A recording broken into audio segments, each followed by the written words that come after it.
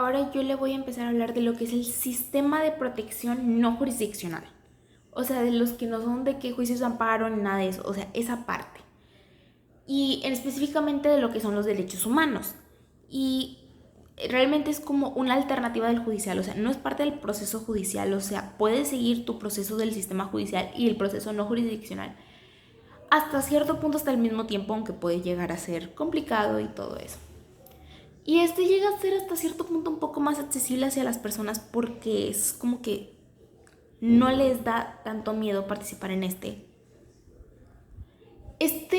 modo de hacer las cosas, este sistema no jurisdiccional no tiene tantos formalismos como lo que es todo el sistema jurisdiccional que tiene, que es el juicio de amparo y todas esas cosas, por lo cual es mucho más fácil como que de entender y hasta de utilizar.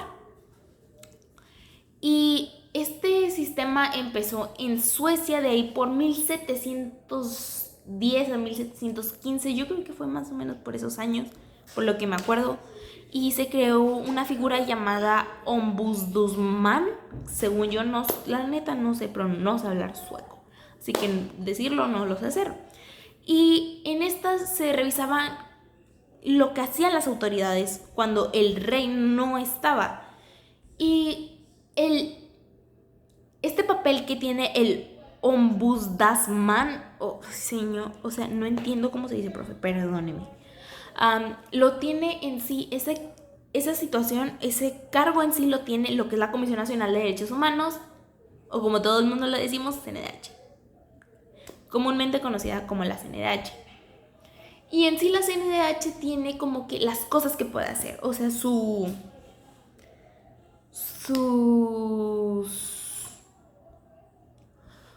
¿cómo se dice? Se me fue la palabra. Deme un segundo. En sí, la palabra era facultades, o sea, tiene ciertas facultades que en sí es como recibir quejas, investigar posibles violaciones a derechos humanos, hacer recomendaciones pues públicas, que estas recomendaciones en sí, aunque no son obligatorias, tienen un peso de que, quiero decir moral, pero un peso público diferente. O sea, es un peso de que si no las hacen, te funan, ¿no? O sea, te funamos. Entonces, por lo general, las autoridades intentan hacerlas para que no terminar funados en redes sociales y demás. Porque públicamente dañan la imagen de esa autoridad. O sea, dañan que se les vuelve a elegir si son de elección popular y todos esos. También supervisa mucho lo que pasa en los centros de detención, o sea, en las cárceles y todo eso. Y propone como cambios a las leyes y promueve mucho que la gente conozca sus derechos humanos. Son los primeros en que la CNDH está como de que estos son tus derechos, conócelos, no sé qué, recuerda que tienes derechos, estas cosas. Se puede ver mucho en su Twitter. Por ejemplo, usted nos contó, según yo era la CNDH, que está publica y publica infografías de que estos son tus derechos humanos, cuando estaba pasando, según yo, todo lo de Raya Pacheco y todo eso. Y aunque esas son sus facultades, también tienen cosas en las cuales de plano no pueden meterse, que son como que las elecciones, como que lo que ha resuelto los jueces y todo eso, o hasta cierto punto las cosas de particulares, o sea, pleitos entre personas que no son del gobierno, porque la CNDH solo puede manejar cosas que son como que de que el Estado y el gobierno y todo eso, o sea, son las cosas que en sí él puede manejar. Entonces, es como que esas cosas que tienen privadas de hacer, como de que, puedes hacer estas cosas, pero estas de plano no.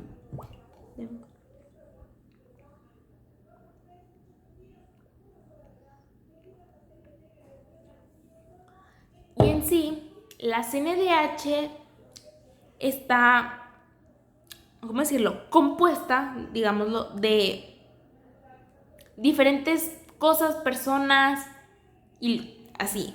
Una de esas es la presidencia, que es como que el que dirige la CNDH, el consejo consultivo y las visitadurías, que son 6. Y se enfocan mucho en temas como desapariciones, migración, pueblos indígenas, cárceles, trabajo, medio ambiente, según yo también, entre otros. Y cada entidad federativa dentro del Estado mexicano tiene su comisión local de la CNDH o su comisión estatal de los de derechos humanos, que es la Comisión Estatal de Derechos Humanos, en este caso de Nuevo León, y tiene varias visitadurías regionales, que son 3. Y cuando quieres presentar como una queja ante la CNDH o la Comisión Estatal de Derechos Humanos del Estado de Nuevo León, lo puedes hacer por escrito de forma oral, se me fue, correo electrónico, también se puede, pero tienes que ratificar, o sea, tienes que ratificar que lo que estás diciendo ahí.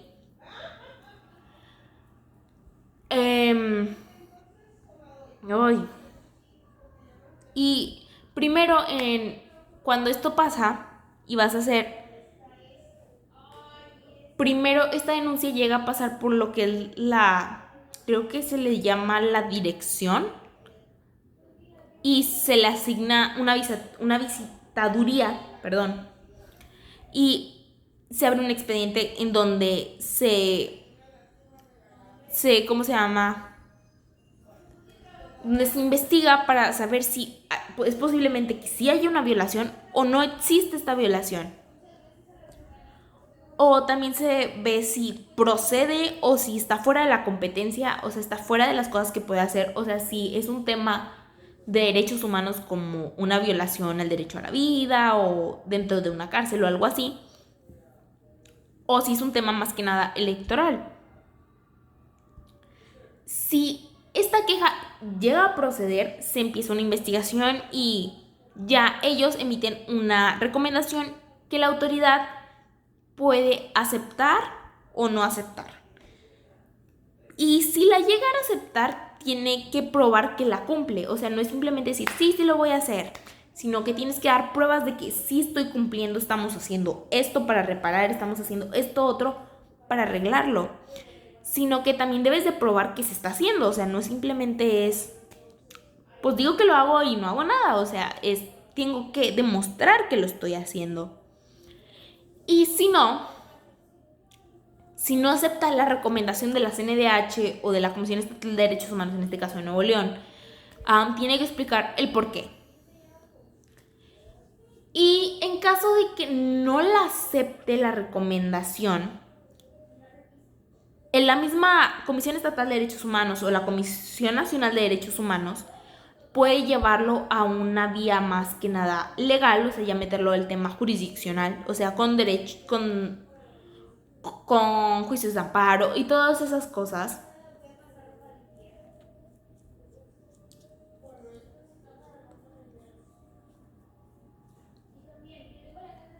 Y si cuando se dice que se acepta la recomendación y la persona a la que se le violó su derecho humano siente que no están haciendo nada, puede meter un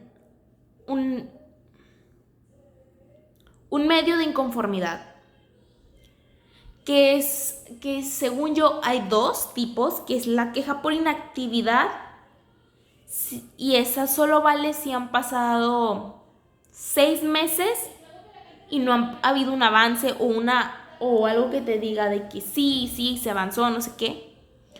O una de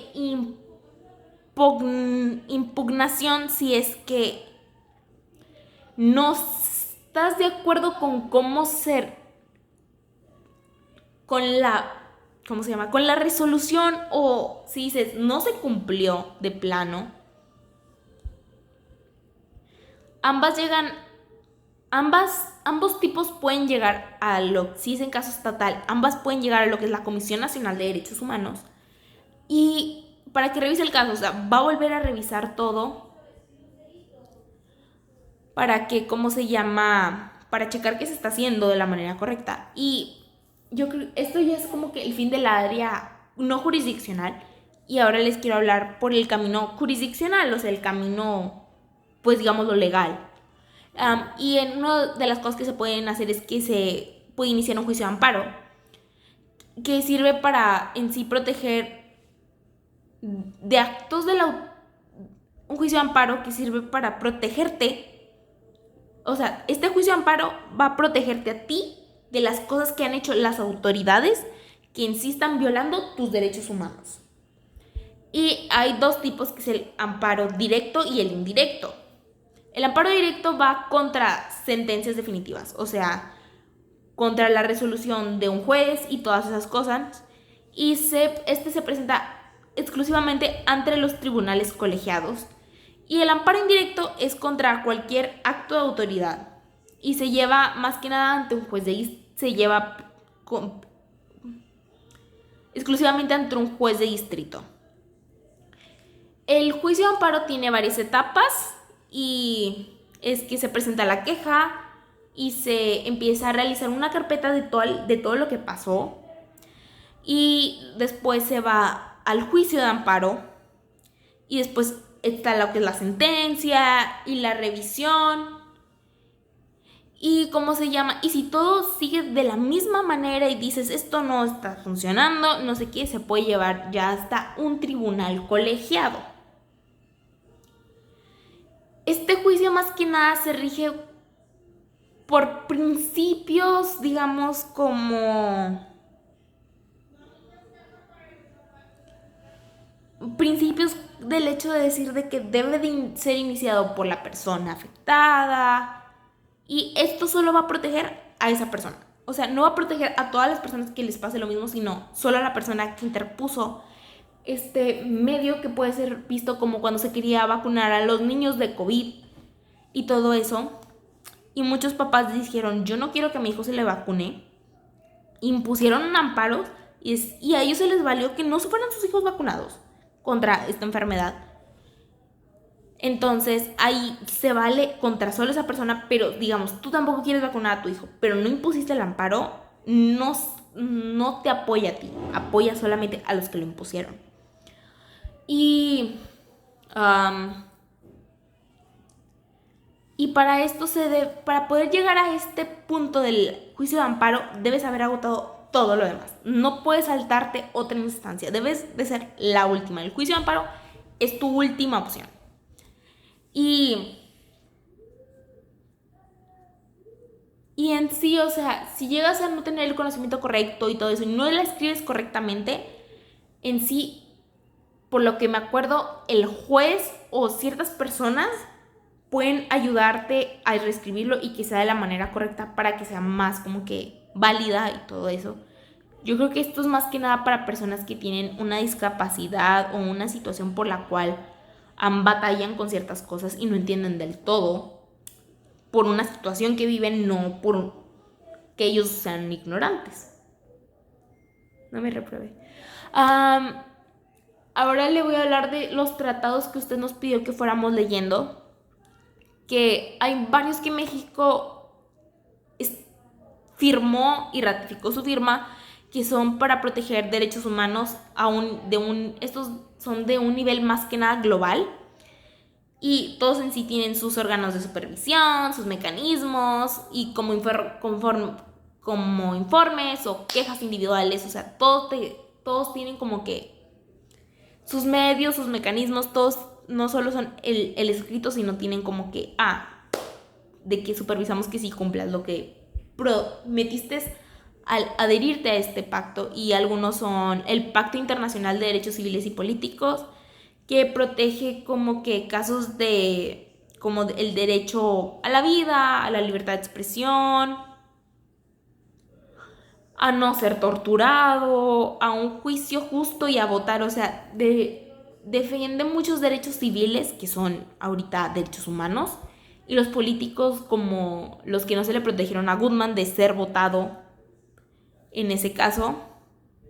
Y también está el Pacto de Derechos Económicos, Sociales y Culturales, el ICCR, no sé cómo se pronuncia.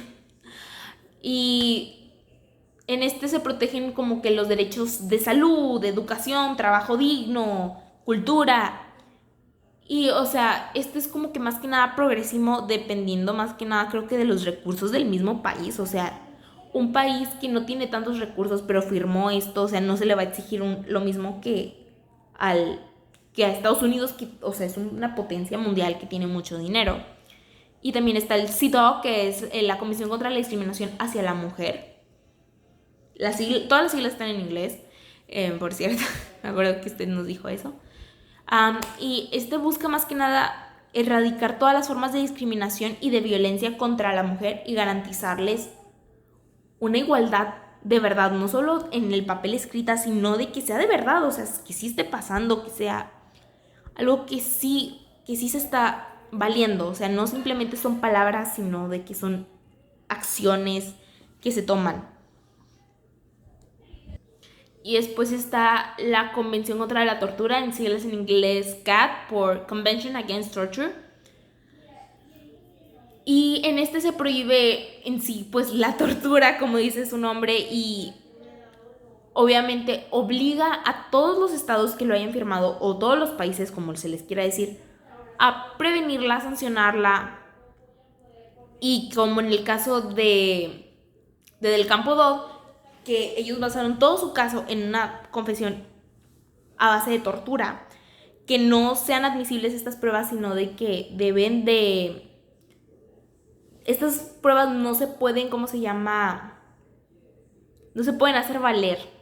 O sea, no pueden utilizar pruebas obtenidas bajo tortura, es lo que me quería referir. Y después también está la Comisión sobre los derechos de los niños, niñas y adolescentes. Y es como de que este protege todos sus derechos. Protege su derecho a la vida, identidad, educación, al juego.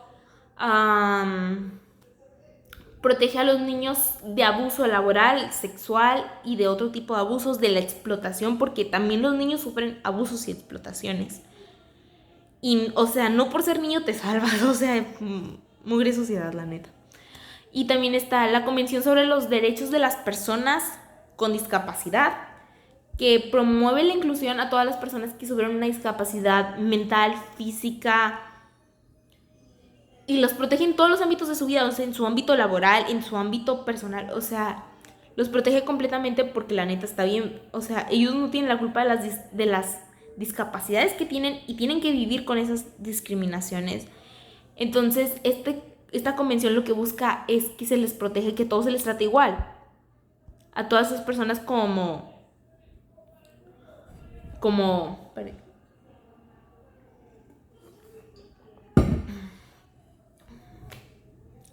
que se les proteja a todas esas personas para que se les trate igual que una persona normal, para que no se les discrimine.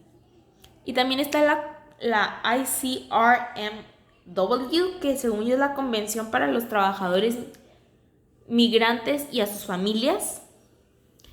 Y en sí lo que es que se asegura que se les respeten los derechos a las personas migrantes. Sin importar su estatus migratorio, sin importar si entraste a Estados Unidos de que con papeles o entraste por el río, o sea, es como se llama, los intenta proteger a todos, no solo como que a los que sí vinieron de manera correcta, sino a todos, o sea, sin discriminar a unos ni a otros. Y también por último está el CED, que es la Convención contra las Desapariciones Forzadas, que como que entraría en el caso de Radia Pacheco, que prohíbe que el Estado desaparezca a las personas y exige que se investigue y se sancione y se garantice el derecho de las familias, sobre todo a saber la verdad, que fue lo que hicieron la familia de Radia Pacheco, que fueron a buscarle la verdad y aún no reciben hasta el día actual los restos del señor Rosendo Radia Pacheco, o sea, aún no reciben esos derechos, aún no hacen valer eso. Y quién sabe, o sea, dónde estén sus restos y la familia los sigue buscando. Es impactante y sí, wow, o sea, mi admiración para esa familia, la neta. Y en México existen dos tipos de recomendaciones dentro de la CNDH, que es la recomendación particular y la recomendación general. La recomendación particular va más que nada dirigida a una autoridad, digamos, específico, va directamente hacia el secretario de Economía o al secretario de no sé qué, o a cierta persona en un caso en concreto, o sea, no es como se llama contra toda una institución, sino de que contra una persona en específico. Y en sí se le dice que debe reparar el daño y evitar que vuelva a pasar. Y una recomendación más que nada general propone como cambios en la institución, en donde pasó legislativos. Y en sí no depende más que nada de un solo caso, sino puede depender de varios. Y esta, por lo que me acuerdo, se publica en el DOF, en el Diario Oficial de la Federación.